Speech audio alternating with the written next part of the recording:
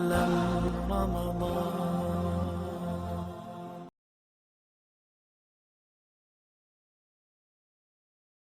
بابن متا یقدا قضاء رمضان، رمضان کے قضا شدہ روزے کب رکھے جائیں؟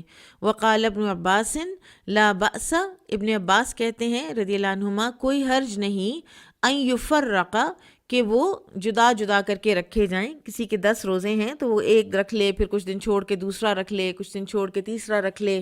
لقول اللہ تعالی، اللہ تعالیٰ کے اس فرمان کی وجہ سے، فعدتم من ایام اخر کہ وہ پھر گنتی پوری کر لے دوسرے دنوں میں. تو تسلسل کا کوئی ذکر اللہ سبحانہ و تعالیٰ نے نہیں کیا ہے.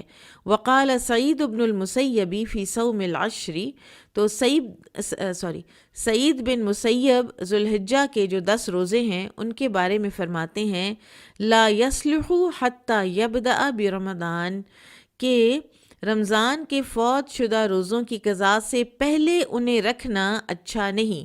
علماء بیسیکلی اس بات کے کچھ قائل معلوم ہوتے ہیں کہ جلد از جلد رمضان کے روزوں کی قضا دے لینی چاہیے.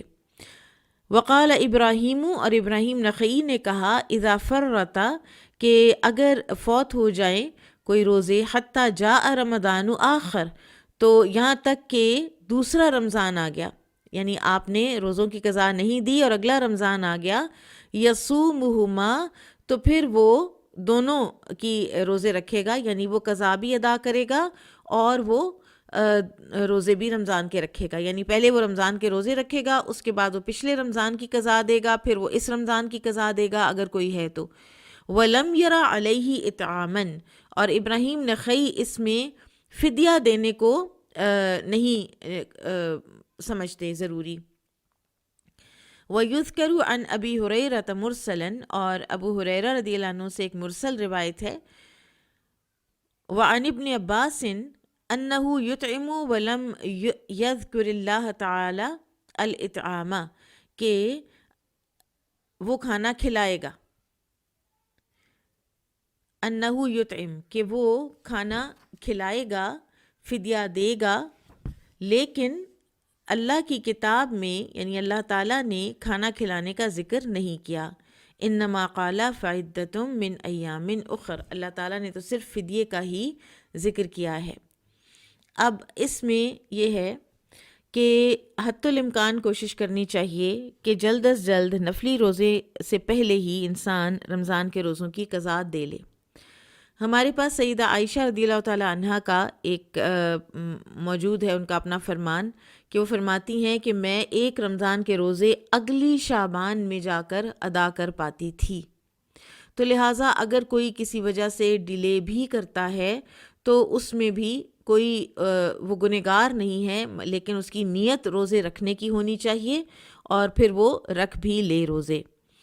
اور ایک حدیث کے آخر میں عائشہ رضی اللہ عنہا کا جو یہ ذکر ہے کہ وہ فرماتی تھیں کہ نبی صلی اللہ علیہ وسلم کے کاموں میں مشغولیت کی وجہ سے میں نہیں رکھ سکتی تھی، تو یہ حضرت عائشہ کا قول نہیں ہے، یہ ایک راوی حدیث یحییٰ کا قول ہے، اور یہ واقعاتی طور پر ابن حجر نے اس کو کمزور قرار دیا ہے.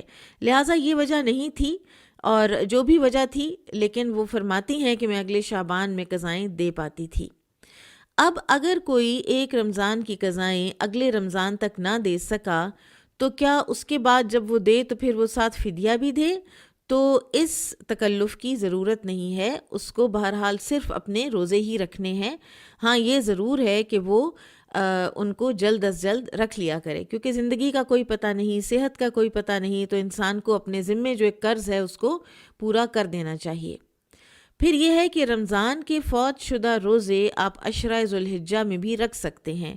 آپ یہ کر سکتے ہیں کہ 1 ذی الحج سے 8 ذی الحج تک آپ اپنی قضائیں دے لیں، اور 9 ذی الحج کا عرفہ کا روزہ آپ ویسے عرفہ کے روزے کی نیت ہی سے رکھ لیں. عن ابی سلمة قال سمعت عائشة رضی اللہ عنہا تقول كان يكون علی الصوم من رمضان، عائشہ رضی اللہ تعالی عنہا فرماتی تھیں کہ مجھ پر رمضان کے روزے ہوتے، فما استطیع، تو میں استطاعت نہیں رکھتی تھی ان اقضیہ الا فی شعبان، کہ میں رمضان کے روزے رکھوں اپنی قضائیں دوں مگر یہ کہ شعبان میں۔ قال یحییٰ کہتے ہیں الشغل من النبی او بن نبی، کہ میں نبی صلی اللہ علیہ وسلم کے ساتھ یا نبی صلی اللہ علیہ وسلم کی خدمت میں مشغول ہونے کی وجہ سے انہیں قضا کرنے کا وقت نہیں پاتی تھی۔ لیکن یہ جیسا کہ میں نے ابھی بتایا کہ یہ روایت جو ہے یہ کمزور ہے اور یہ یحییٰ کا اپنا قول ہے اور یہ حدیث نہیں ہے، عائشہ رضی اللہ تعالیٰ عنہ کا اپنا قول نہیں ہے۔